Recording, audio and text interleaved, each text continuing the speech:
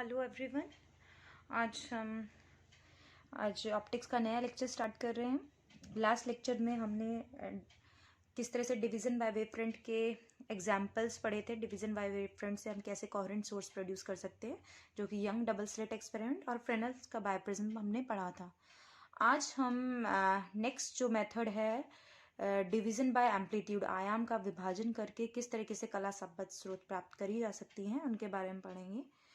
तो कैसे हम कला संबद्ध स्रोत प्राप्त कर सकते हैं, उसको हम इंटरफेरेंस इन थिन फिल्म्स, पतली फिल्मों में व्यतिकरण से हम जान पाएंगे कि कैसे पतली फिल्मों में जो व्यतिकरण होता है उससे हम कैसे उसमें तरंगों का जो है आयाम का विभाजन होते हुए हमें कला संबद्ध स्रोत प्राप्त होती है, और कैसे इंटरफेरेंस व्यतिकरण होता है उनमें, उसके बारे में हम पढ़ेंगे। जैसे कि आप सभी जानते हैं कि थिन फिल्म्स कैसे होती हैं कि कभी जैसे पानी के ऊपर तेल की जो परत आ जाती है तो हमें बहुत रंगीन नज़र आती है, एकदम से हमें देखते हैं तो वो इंटरफेरेंस पैटर्न है। या साबुन के जो बुलबुले होते हैं उनमें हमें कुछ रंगीन नज़र आते हैं, कलर नज़र आते, कलरफुल नज़र आती है। तो वो जो है, वो जो तरीका है या वो घटना जो है वो व्यतिकरण की घटना है। किस तरीके से जो उसमें व्यतिकरण हो रहा है, जो सिंपल एग्जाम्पल समझेंगे आप कि जैसे कभी पानी के ऊपर जब तेल के छींटे लग जाते हैं और उन छींटों पे ही हमें एक रंगीन फिल्म नज़र आती है, वो थिन फिल्म होती है, ठीक है। और उस थिन फिल्म पे कैसे प्रकाश जैसे ही वो लाइट उस पर पड़ती है तो वो बहुत कलरफुल नजर आती है। उसी को हम आगे डिस्कस करेंगे कि किस तरीके से उस पर इंटरफेरेंस देखा जा सकता है, ठीक है।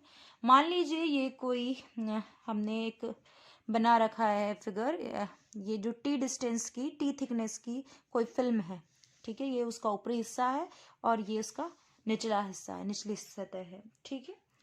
और एस कोई सोर्स है, स्रोत है, जिससे कि हम इस फिल्म पे प्रकाश आपतित कर रहे हैं, ठीक है, लाइट इंसिडेंट करा रहे हैं, ठीक है। क्योंकि थिन फिल्म है तो इस फिल्म का कुछ ना कुछ मीडियम होगा, दूसरा मीडियम चेंज हो रहा है और ये हमारा दूसरा मीडियम है। तो क्या होगा, जैसे ही कोई वेव इस पे इंसिडेंट होगी तो वो पार्शली रिफ्लेक्ट होगी और पार्शली रिफ्रैक्ट होगी, ठीक है। उसमें अपवर्तित होगी कुछ और कुछ परावर्तित होगी, ठीक है। तो जो रिफ्लेक्शन होगा वो तो सेम ही एंगल से, मान लीजिए आई एंगल से कोई जो लाइट है एस जो है वो फॉल हो रही है, तो एस ए आ रही है इस पॉइंट पे, ए पॉइंट पे, ठीक है। और कुछ पार्ट तो इसका रिफ्लेक्ट हो जाएगा सेम एंगल से, ठीक है, और कुछ क्या होगा, रिफ्रैक्ट हो जाएगा, ठीक है।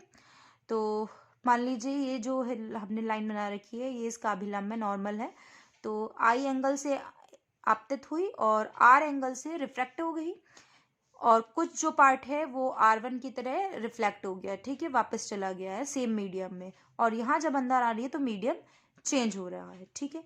ऐसे ही जैसे ये जो रे है आगे गई, जब जो ए पे पॉइंट पे जो पड़ी है वो रे वापस जब निचले सतह पे पहुंचेगी फिल्म के, तो फिर क्या होगा, दोबारा इसका क्या होगा, कुछ पार्ट का रिफ्लेक्शन होगा और कुछ का रिफ्रैक्शन होगा। जो रिफ्लेक्शन वाला पार्ट होगा, क्योंकि आर एंगल से जा रही है तो आर से ही वापस इस मीडियम में मूव कर जाएगी, ठीक है। और कुछ जो है वो रिफ्रैक्ट हो जाएगी, निचले सतह से बाहर निकल जाएगी, ठीक है। तो अब क्या होगा, यहाँ जहाँ आ रही थी वो rare medium to denser medium आ रही थी, और जब यहाँ से जा रही है तो denser medium to rare medium move कर रही है, मीडियम चेंज हो रहा है। तो हम कह सकते हैं कि इन जो इस तरह की जो मल्टीपल रिफ्लेक्शंस और रिफ्रैक्शन होंगे, उससे हमें ऊपरी सतह जो है फिल्म की उस पे जो रेज मिलेंगी उनमें वो रिफ्लेक्टेड रेज होंगी, और उनके बीच में क्या होगा, वो आपस में पैरेलल है, और उनके बीच में जो इंटरफेरेंस पैटर्न से हमें जो इंटरफेरेंस पैटर्न मिलेगा उससे हमें फ्रिंजेस मिलेंगी, व्यतिकरण मिलेगा, तो वो रिफ्लेक्टेड रेज का व्यतिकरण कहलाएगा। और कुछ जो है हमारी जो पारगमित है, ट्रांसमिटेड लाइंस हैं, रेज हैं, T1 हुई, जब नेक्स्ट पॉइंट पे दोबारा उसका आधी का रिफ्लेक्शन हुआ और बाकी जो ट्रांसमिट हुई, और फिर दोबारा नेक्स्ट जो ट्रांसमिशन हुआ, तो ऐसे ये नंबर ऑफ लाइंस बढ़ती जाएंगी, रेस बढ़ती जाएंगी। जैसे जैसे इंटेंसिटी बढ़ती जाएगी, जैसे जैसे इंटेंसिटी बढ़ती जाएगी तो इनका जो प्रभाव है वो भी मिनिमम होता जाएगा। तो जो हम बात करते हैं शुरुआती जो स्टार्टिंग के जो हमारे रिफ्लेक्शंस की बात करें, अगर हम दो रिफ्लेक्शंस को कंसीडर करते हुए चलें, तो हम AR1 और CR2 के बीच में हम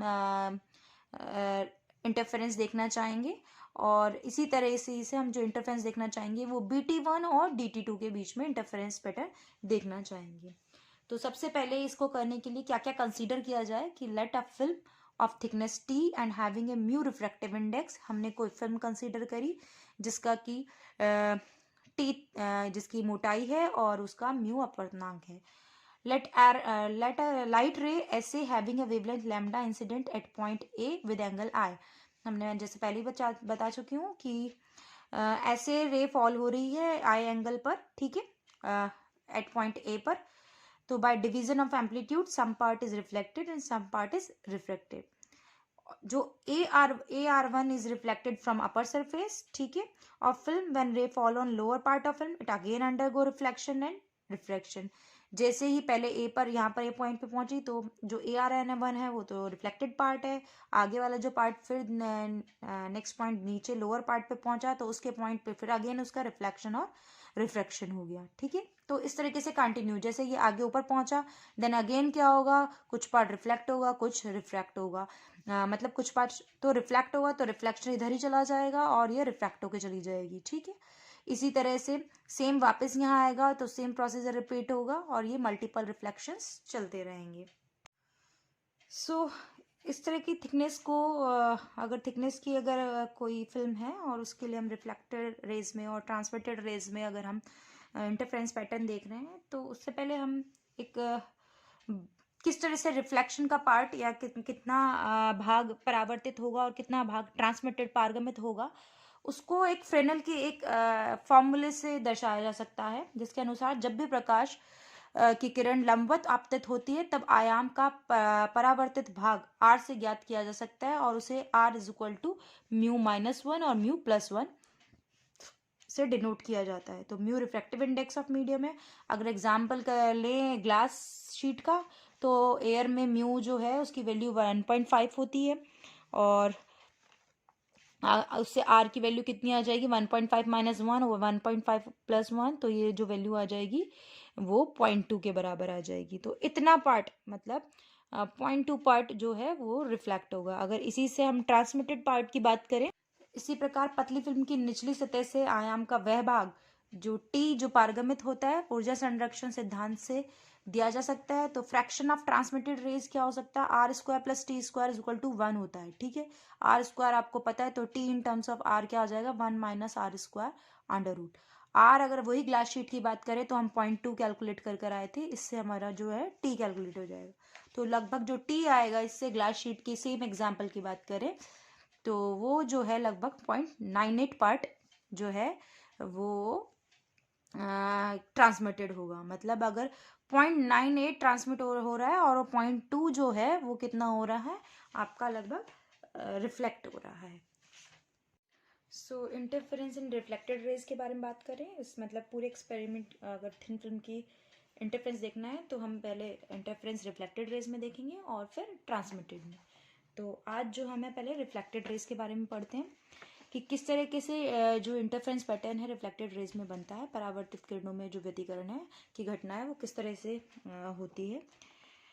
तो पहले सबसे पहले क्या किया जाए कि परावर्तित किरणों AR1 और CR2 के मध्य पथांतर ज्ञात करने के लिए B से AC पर लंब BM डालते हैं तथा C से AR1 पर लंब CK डालते हैं।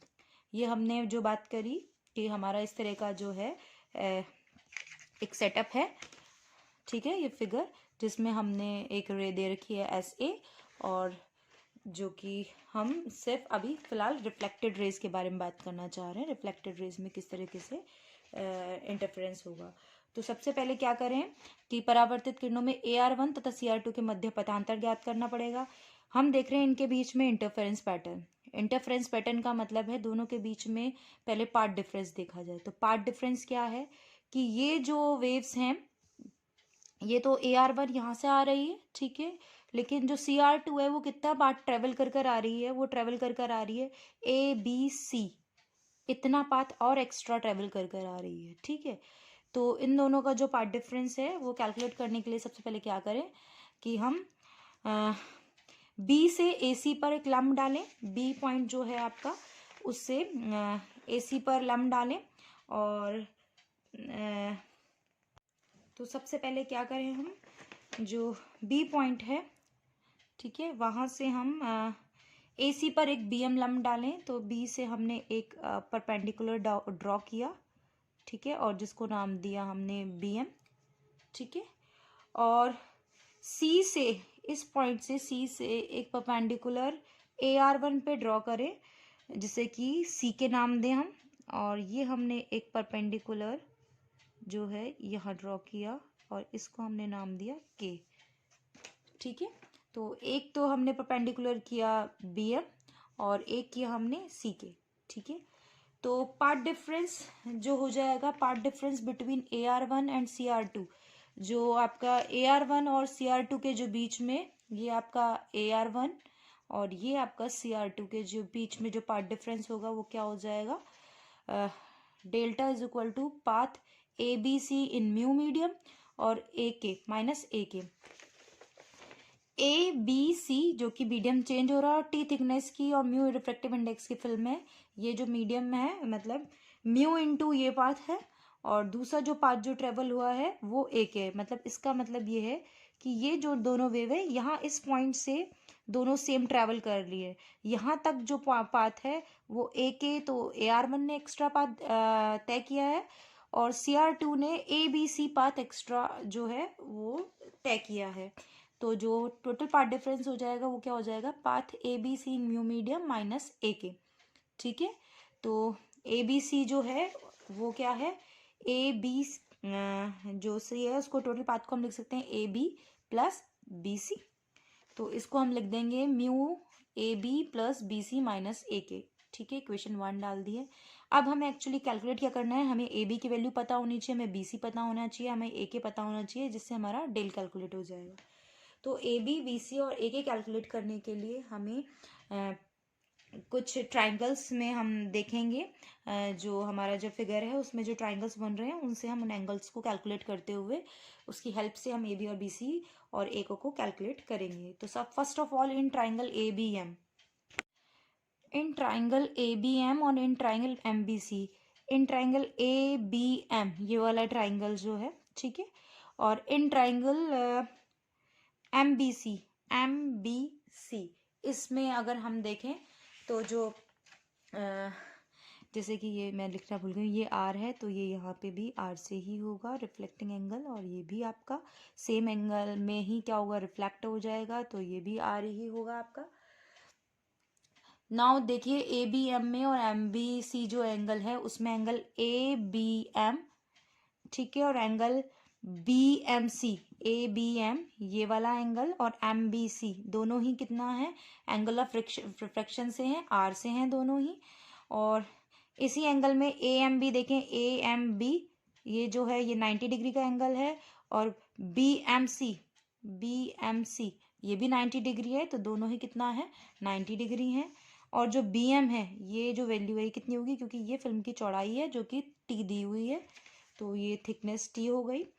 तो इन ट्राइंगल ABM और हम देखें ABM में जो कॉस R है उसको अगर हम कैलकुलेट करना चाहें तो ये हमारा एंगल है, ये हमारा 90 डिग्री हो गया। कॉस क्या होता है, बेस अपॉन हाइपोटेनस, तो जो बेस जो है क्या हो जाएगी, BM ओवर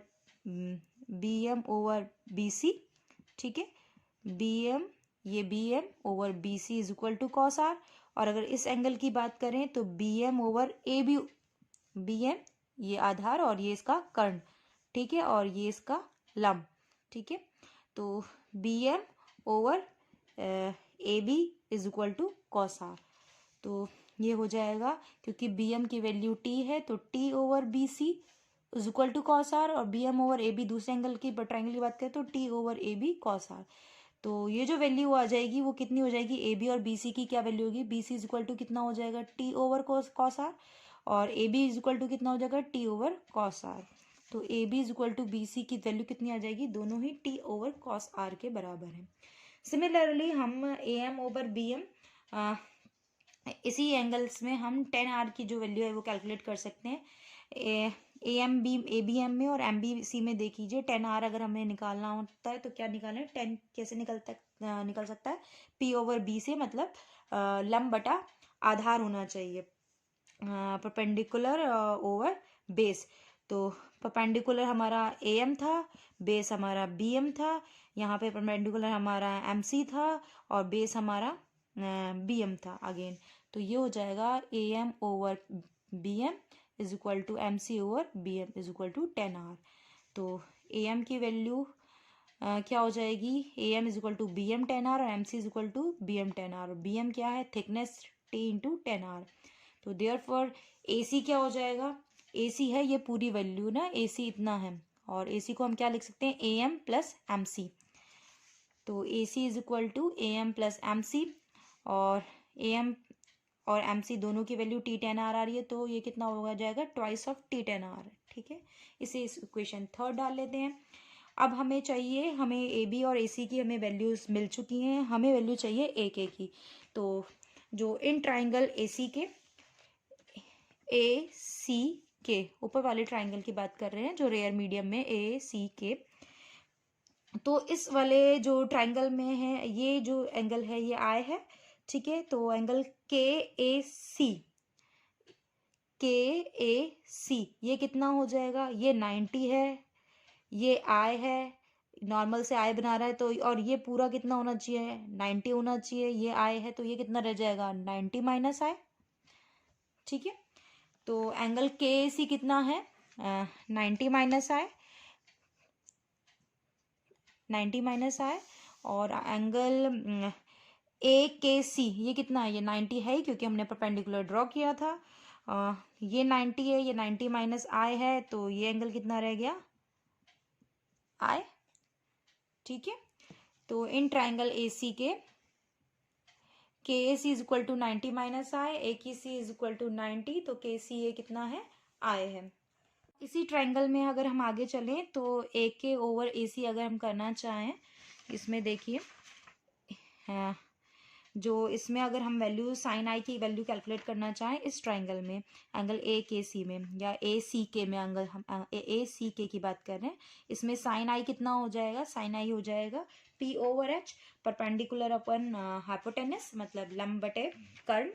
तो जो लंब है वो क्या हो जाएगा AK, और हाइपोटेनस क्या हो जाएगी AC, क्योंकि ये तो हमने परपेंडिकुलर ड्रॉ किया है, ये तो हो जाएगा AK perpendicular AK over AC is equal to sine i. ठीक है, ये इसका बेस हो जाएगा, ये इसका लंब हो जाए, मतलब ये आधार, ये लंब और ये कर्ण। तो AK ओवर AC कितना हो जाएगा, साइन आई, और AK is equal to AC sine i लिख सकते हैं। और ये इस इक्वेशन से हमें AK की वैल्यू मिल गई, इसका मतलब AK in terms of AC sine i मिला हुआ है, और AB और AC हम कैलकुलेट कर चुके हैं। तो अगर इस AK की वैल्यू जो है, हम इक्वेशन थर्ड से जो AC की वैल्यू हमने अभी कैलकुलेट करी है, इक्वेशन थर्ड जो थी हमारी वो ये थी, उसमें हमने AC is equal to twice T10R लिखा था। तो इस इक्वेशन की हेल्प से हम जो है AK की वैल्यू लिख सकते हैं। तो AK की वैल्यू कितनी हो जाएगी, AC साइन आई की AC था 2T10R इंटू साइन आई आ गया। ठीक है, अब इक्वेशन सेकंड में जो हमने AB और BC की वैल्यू कैलकुलेट करी थी वो, और इक्वेशन फिफ्थ में AK की वैल्यू कैलकुलेट करी है वो, ये दोनों वैल्यूज को अगर हम इक्वेशन फर्स्ट में पुट कर दें, जहां हमने पार्ट डिफरेंस के लिए इक्वेशन लिखी हुई है, तो वो हो जाएगी हमारी del is equal to mu. यहाँ हमारा था AB, तो AB की वैल्यू तो T over cos R, plus हमारा था BC, ये भी T over cos are, minus AK, तो AK की वैल्यू आ गई 2T10R साइन आई। ठीक है, तो ये हो जाएगा 2T cos r, 2 mu T cos are minus 2T tan R sine आई।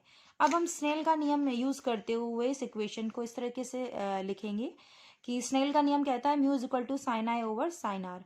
तो इस इक्वेशन को अगर म्यू से कन्वर्ट करना चाहते हैं तो हमें इसके नीचे साइन आर की ज़रूरत है, तो साइन आर से ऊपर नीचे हम मल्टीप्लाई कर देते हैं, तो ये हो जाएगा हमारा sine i into over sine are into sine r, और 10R को हमने लिख दिया साइन आर और कॉस आर की फॉर्म में। तो ये हो जाएगा 2 mu T cos over cos r minus 2T, जो साइन आई है वो साइन आर है, इसकी जगह म्यू लिख देते हैं, और sine are into sine R sine square R over cos R. यहाँ से ये जो टर्म है हम कॉमन ले सकते हैं, 2 mu T over cos R, तो यहाँ कितना बचेगा 1, यहाँ बचेगा साइन स्क्वायर आर तो ये हो जाएगा 1 minus sine square R. 1 minus sine square R कितना होता है, 1 माइनस साइन स्क्वायर थीटा कितना होता है, कॉस स्क्वायर थीटा। तो ये हो जाएगा 1 minus sine square R cos square are.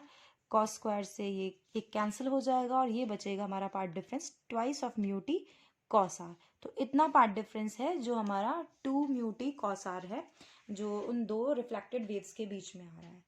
अब हम ये कहना चाहेंगे कि जब भी कोई जो वेव है ट्रेवल करती है और वो अगर डेंसर मीडियम से रिफ्लेक्ट होती है, सघन माध्यम से अगर वो परावर्तित होती है या अपवर्तन होता है उसका, तो वो जो किरणें हैं उनमें पाई जो है पाई का कालांतर से उसमें चेंज आता है, पाई का या λ/2 पार्ट डिफरेंस से वो चेंज होती ही हैं अगर वो सघन माध्यम की सतह से परावर्तन या अपवर्तन उनका होता है। विरल माध्यम से होता है तो ऐसा नहीं होता, लेकिन अगर सघन माध्यम की सतह से होता है तो स्टोक के नियम के अनुसार उनमें जो पार्ट डिफरेंस है वो λ/2 आएगा। Now, according to Stokes' law, if any rays suffer reflection at the surface of denser medium, undergoes a phase change of pi or part difference of λ/2. तो जो हमारा टोटल चेंज आएगा वो 2 mu T cos are minus λ/2, इतना path difference जो आएगा वो हमारा आएगा। ये ड्यू टू कि डेंसर मीडियम से हमारा जो है रिफ्लेक्शन और रिफ्रैक्शन हुआ। जब हमारी पहली किरण जो एस ए आ रही थी वो ए से जब बी पे फॉल हुई तो वो मीडियम जो सतह थी वो ए वो डेंसर मीडियम थी।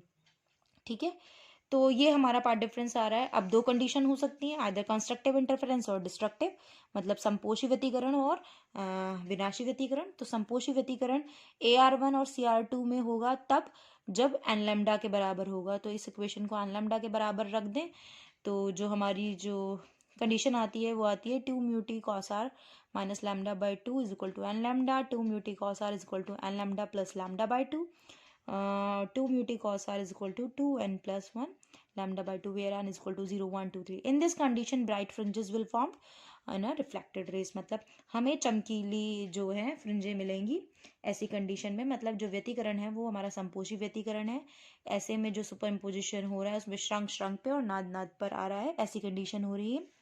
और नेक्स्ट जो हमारा कंडीशन हो सकती है कि विनाशी व्यतिकरण हो, इंटरफेरेंस डिस्ट्रक्टिव हो। ऐसी में क्या हो सकता है, जो पार्ट डिफरेंस है वो n प्लस हाफ लैम्डा के बराबर होना चाहिए। इसको अगर हम सॉल्व करेंगे तो ये लगभग आएगा 2 mu T cos are is equal to n lambda. इस कंडीशन में किस तरह की फ्रिंजेस बनेंगी, डार्क फ्रिंजेस बनेंगी, काली फ्रिंजेस बनेगी, अदीप्त फ्रिंजेस वो फ्रिंज बनेंगी और रिफ्लेक्टेड रेज में। तो ये है इंटरफेरेंस इन रिफ्लेक्टेड रेज में। जो परावर्तित किरणें हैं उनमें जो व्यतिकरण जो होता है वो किस तरीके से होता है। अब जो नेक्स्ट है हम करेंगे कि किस तरह से पारगमित जो किरणें हैं उनमें जो व्यतिकरण होता है वो किस तरीके से होता है।